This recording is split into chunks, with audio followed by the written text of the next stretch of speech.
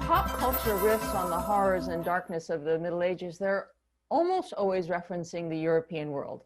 But in the same time period, what's happening in the Muslim world? What's happening in China? Well, it's interesting.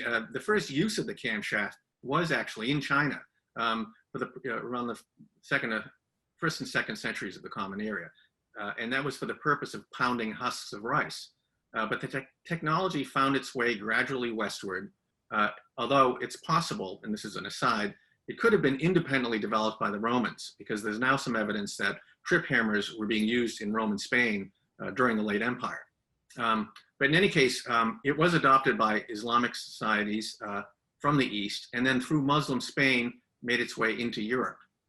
Muslim craftsmen were way early adopters and innovators, not just of milling technology, but for irrigation and mill production.